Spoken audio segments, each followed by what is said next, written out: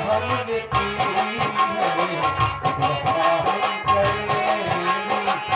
वफा हमने की है वफा हम करेंगे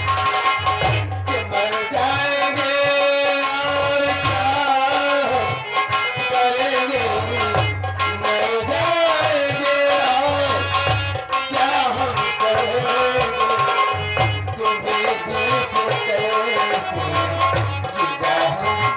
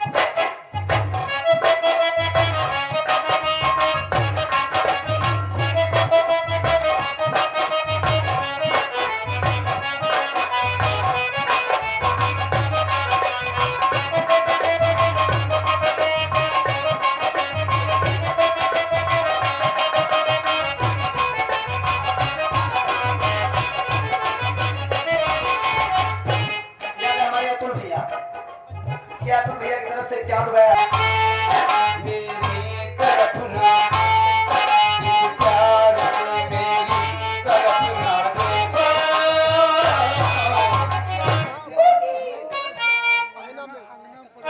प्यार हो जाएगा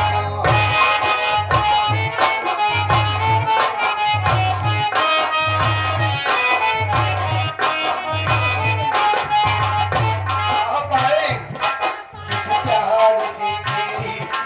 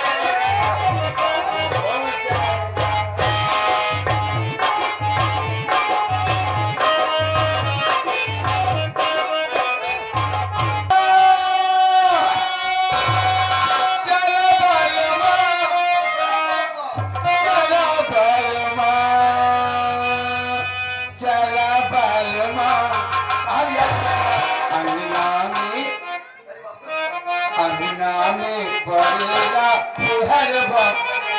सरवाने चला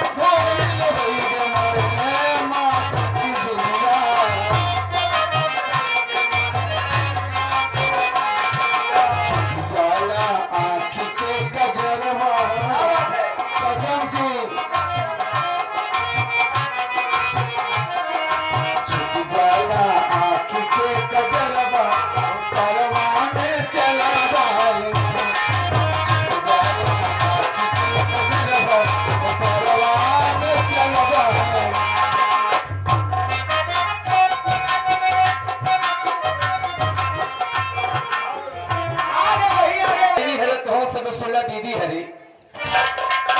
फलाइन का कहा दिया हमारे नंद जेठान सास जे आए हा ई जौन कहना पहले ही बहनी सब नकलिया ये नदी गाड़ी रे हफ्का हर हर का जो बिया हमार कराए दे पांच थान गहना चाहे चांदी का गहना बनवाए नदी गाड़ी सोने का पानी ठाया है सब वही